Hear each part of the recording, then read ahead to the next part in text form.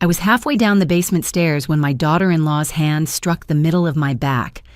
My name is Elaine Porter. I'm 59, a widow. And this small Ohio house is the only thing I've ever fully owned. My husband and I spent decades paying off the mortgage, year after year, until the day the bank finally handed us the deed. After he died, the house felt too quiet, but it was still mine, my memories, my routines, my rules. That's why the sound of Taryn's slippers behind me made every muscle in my shoulders tense. She had insisted on staying with me that night because Jake, my son, had a late shift. I told her I was fine, but she smiled that calm, professional smile, the one she used at the nursing home, and said she just wanted to keep an eye on me. When the power flickered, the kitchen lights dimmed to a dull orange. I grabbed my flashlight, gripping the rail as I started down the steps toward the breaker box. I'd walked these stairs for 30 years without a single misstep. I knew the creaks, the soft spots, the nail that stuck out on the third step. Nothing about them scared me. "Elaine," Taryn called from behind, "you really shouldn't be going down there alone. At your age, accidents happen so easily." I didn't turn around. I didn't need to. Something in her tone prickled the back of my neck. I took one more step. The air changed. Quiet, tight. Like the moment before a cold front hits. Then her voice dropped, low enough that only I could hear it. "If something happens, they'll think it was an accident." Her hand slammed into my back. The world went sideways. Wood flashed past my face. My wrist cracked as I hit the landing.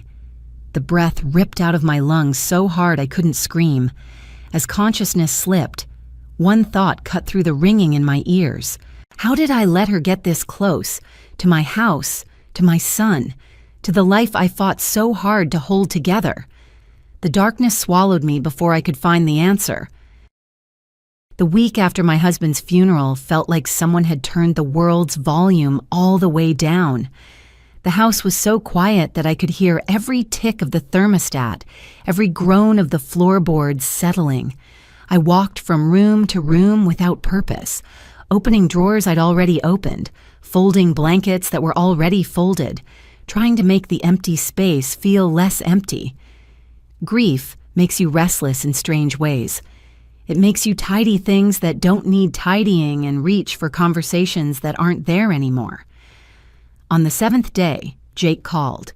His timing startled me. He rarely called without texting first. I wiped my hands on a dish towel, cleared my throat, and answered with a hopeful, "Hi, honey." He sounded tired, distant, as if he were speaking from the other side of a long hallway. He told me he and Taryn would be stopping by in the evening. For a moment, I felt something warm settle in my chest. Maybe they were coming to check on me. Maybe they needed me the way I still needed them. I spent the afternoon straightening the living room, not because the house was messy, but because I wanted it to look like I was doing fine. Grief is embarrassing like that. You don't want people to see the softness in your bones, the way your breath catches when you pass a chair that used to be occupied by someone you loved. Their car pulled into the driveway just as the sun dipped low, painting the sky a dull purple.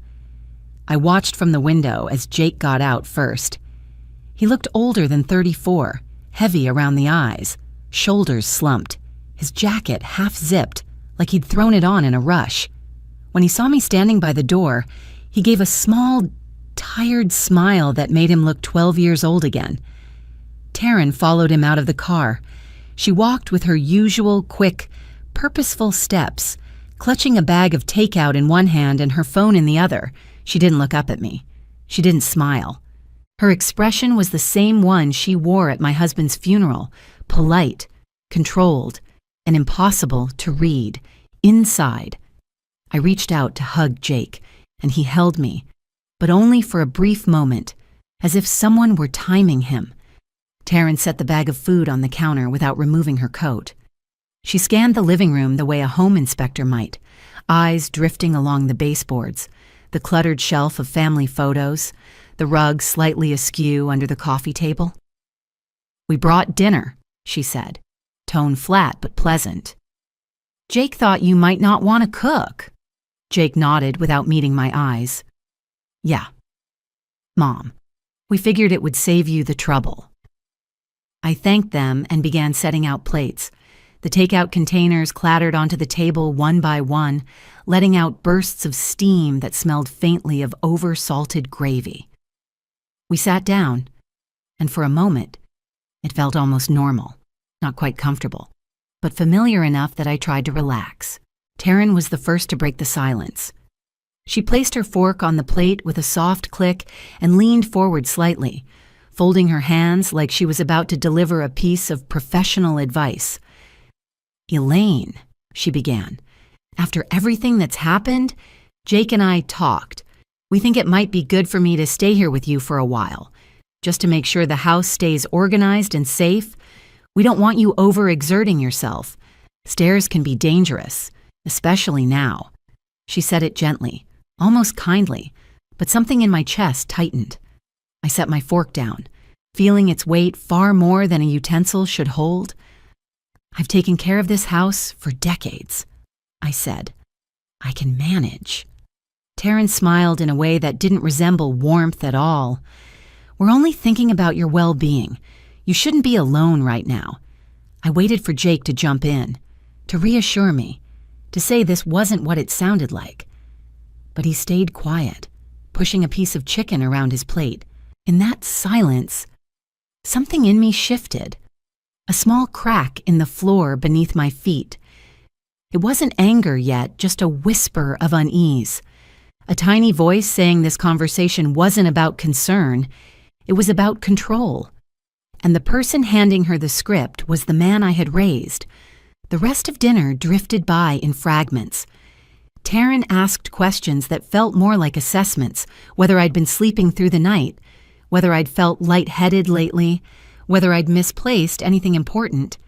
Jake barely spoke, and when he did, his answers followed Taryn's lead. When they got up to leave, Jake kissed my cheek, but I could feel him withdrawing even in that brief touch. Taryn linked her arm through his as they walked to the car, guiding him like someone leading a partner through a crowded room. Except my driveway wasn't crowded.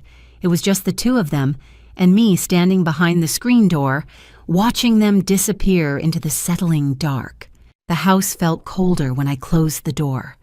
I pressed my palm to the wall, steadying myself against a feeling I couldn't yet name, a feeling that something had begun that night, something small, silent, and dangerous.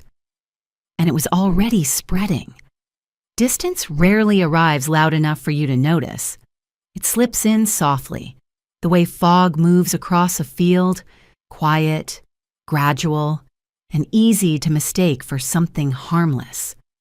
When Jake and Taryn drove away that night, I told myself the heaviness in my chest was just grief. I convinced myself that their strange energy had more to do with my husband's death than anything else. But a few weeks later, the pattern began to show itself, one small moment at a time, until even I couldn't explain it away. The first moment came on a rainy Wednesday morning.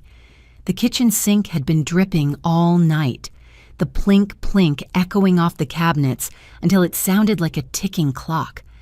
By noon, a small puddle had formed under the counter. I didn't want to bother Jake, but he'd always been good with repairs, and calling a plumber felt unnecessary. When he answered, his voice sounded rushed, the faint hum of the highway in the background. "Mom, I'm driving," he said. "But Taryn says you should call her plumber. He's more reliable." There it was again, Taryn says. The phrase was becoming a stand-in for Jake's own thoughts. A moment later, I got a text.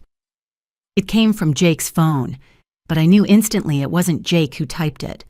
The punctuation, the phrasing, even the little sparkle emoji at the end, none of it matched the boy I raised. He had never ended a message with a sparkle in his entire life. I stared at the phone longer than I should have. It felt like someone had taken his voice and filtered it through their own before handing it back to me. I called a cheaper plumber instead. He fixed the leak in 20 minutes. A week later was my birthday. I didn't expect a party or a big celebration. Grief has a way of shrinking your appetite for that. But Jake had promised to stop by.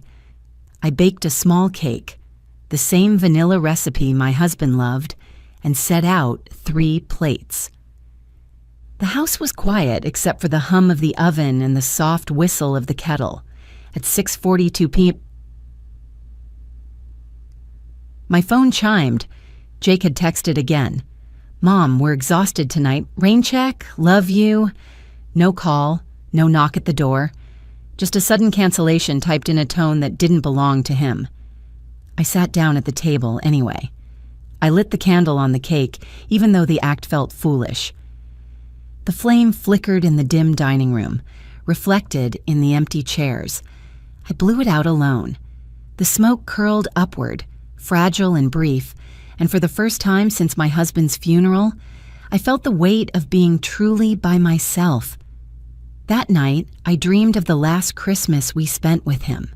Jake was supposed to come, but he and Taryn decided to go to her family's gathering instead. My husband was too weak to stand for long, so I set the table early and placed his favorite blanket over his chair. When Jake texted that they wouldn't make it, my husband squeezed my hand, his thumb brushing the inside of my wrist. "Don't let them fade away from you," he whispered. "People drift when you let them." I remembered his words the next morning when I walked past the quiet kitchen. I tried to shake off the dream, but it stayed with me like a shadow. A few days later, Taryn showed up unexpectedly. I heard her knock and assumed Jake was with her.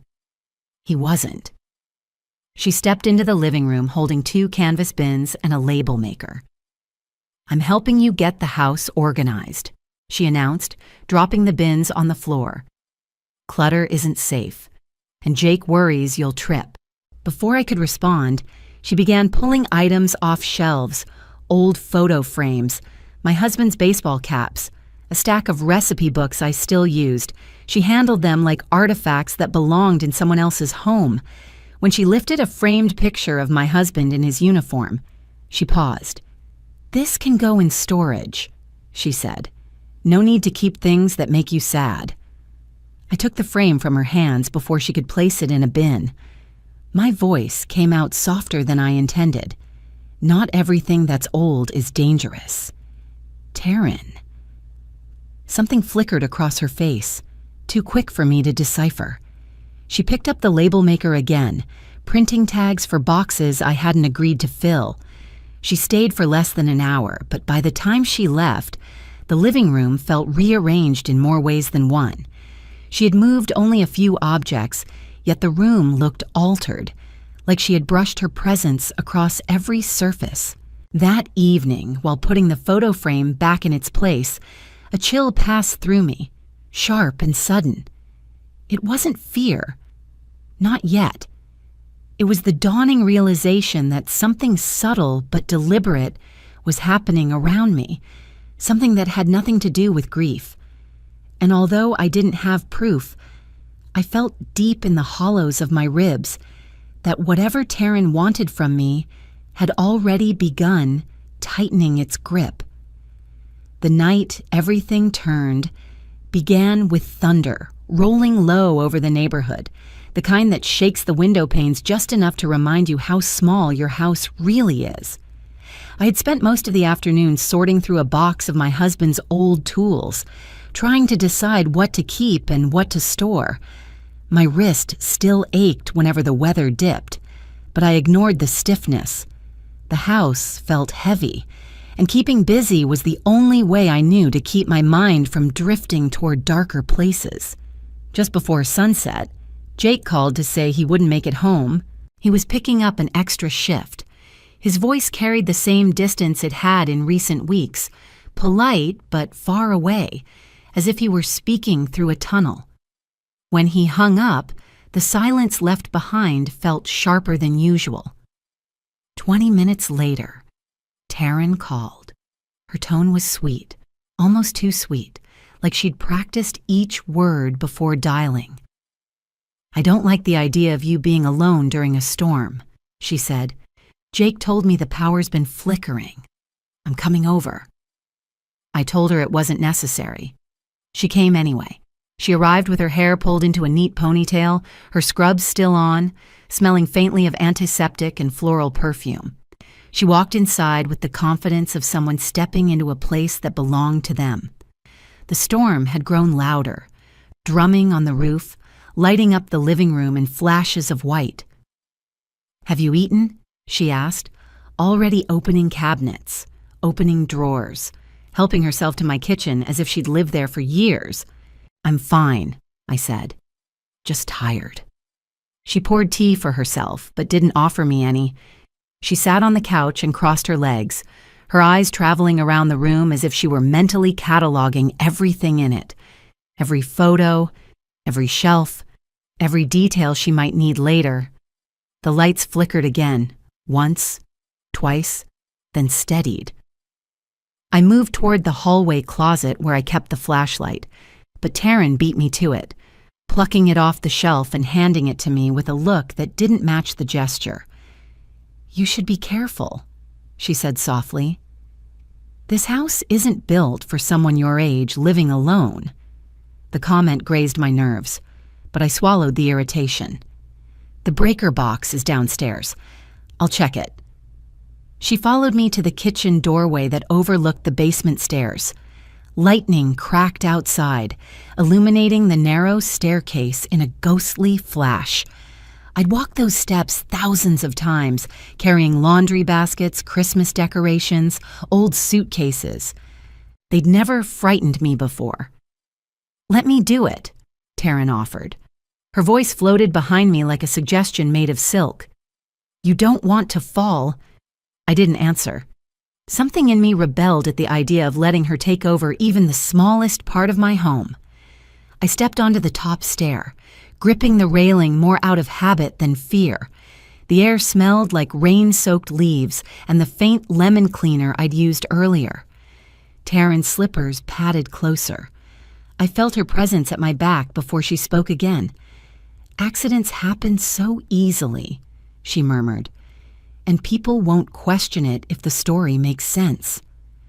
A cold pinprick spread along my spine. I turned my head slightly, enough to catch her expression in my peripheral vision. Her face was calm, too calm. The smile she offered was thin, almost sympathetic, like she knew something I didn't. Then the lights went out completely. The darkness swallowed the room in a single gulp. I tightened my grip on the rail, heart thudding. I felt Taryn shift behind me, her breath warm against the back of my neck. "If something happens," she whispered, her voice nearly lost beneath the storm, "they'll think it was an accident." Her hand struck the center of my back, hard and deliberate. My body pitched forward before my mind even caught up. The railing slipped from my grasp. The world spun into a blur of wooden steps and slicing air. My wrist hit first, sharp pain exploding through my arm, then my shoulder cracked against the landing. The basement rushed around me in a mess of shadows and broken breath. Somewhere above, I heard Taryn's voice call out, high-pitched, almost panicked. "Oh my God, Elaine fell, she fell." But there was no panic in her tone, just performance. My vision faded at the edges. I tasted blood. The storm outside roared, vibrating through the walls. I tried to move, but the pain wrapped around my ribs like a tightening rope. I saw a shape at the top of the stairs, her silhouette framed by the faint glow of her phone screen. She was standing perfectly still, watching me, not reaching for help, not rushing down, watching. Somewhere in the ringing haze of my mind, I managed one final thought before the world went black. She didn't push me because I was weak. She pushed me because she thought no one would believe I wasn't, and worse, she thought Jake wouldn't question it either. The darkness closed in before I could hold on to anything else. When I woke in the hospital, the lights were dimmed to a soft glow that made everything feel unreal, as if the world had decided to speak to me in whispers. My wrist throbbed beneath a heavy brace, and each breath tugged at bruised ribs. The doctor told me I'd suffered a concussion, a fracture, and deep bruising. He said I was lucky. Lucky was not the word I felt. Taryn appeared before Jake did, stepping into the room with the urgency of someone who wanted an audience. She pressed a hand to her chest in an exaggerated show of relief. "Oh, Elaine, thank goodness you're awake. I told the paramedics you've been confused lately. They said you were disoriented on the floor." I stared at her, fighting the fog in my head. I remembered the stairs. I remembered her whisper, but the words were stuck beneath the weight of pain and shock. She smoothed my blanket as if tucking in a child. A few minutes later, Jake rushed in, his face drained at the sight of me. "Mom, they said you fell." His voice trembled, and for a moment, I saw the boy he used to be, frightened and unsure. I opened my mouth to speak, but Taryn slid beside him, touching his arm lightly. "She's been having spells," she said. "I've been telling you, she gets overwhelmed and dizzy." Jake didn't answer. He just looked between us, confused, uncertain which version of the truth belonged to him. The following morning, a man in a gray suit knocked on my doorframe. He introduced himself as Marcus Reynolds, an elder law attorney. His tone was quiet but urgent. "Ms. Porter, I need to speak with you privately." Taryn started to object, but he firmly insisted she leave. When the door clicked shut, he sat beside my bed and lowered his voice. "Your daughter-in-law contacted me 2 weeks ago, asking about guardianship," he said. "She implied you were in cognitive decline. She also asked what it would take to transfer your home into joint ownership for your protection." A coldness crept through me. My fall, her comments, her reorganizing my house, it all began to align into something far darker than a family misunderstanding. Marcus continued, "This resembles a case involving another family in town. Their father nearly lost everything to a woman who used similar tactics." He hesitated, letting the weight of his next words settle. That woman was Taryn. He stayed long enough to help me document everything. He arranged an independent cognitive exam, and within days, the results proved what I knew. My mind was intact, my instincts were intact, and the danger was real. When I returned home, Marcus arranged a meeting. Jake came first, shoulders tight, eyes troubled. Taryn followed, her expression guarded. She stood behind him like a shadow trying to direct its owner. Marcus placed the documents on the kitchen table, the inquiries Taryn had made, the statements from the previous family, the inconsistencies from the hospital report. Jake stared at each page as though trying to translate a language he never wanted to learn. "Taryn," he said quietly, "what is all this?" She attempted to smile, but it faltered. "Your mother needs help. I was trying to protect her." I stepped forward, gripping the edge of the table to steady myself. "I didn't fall because I was dizzy," I said. "I fell because someone pushed me." The room tightened around us. Jake's eyes widened as he turned toward her. "Tell me she's lying." Taryn didn't speak. Her silence was its own confession.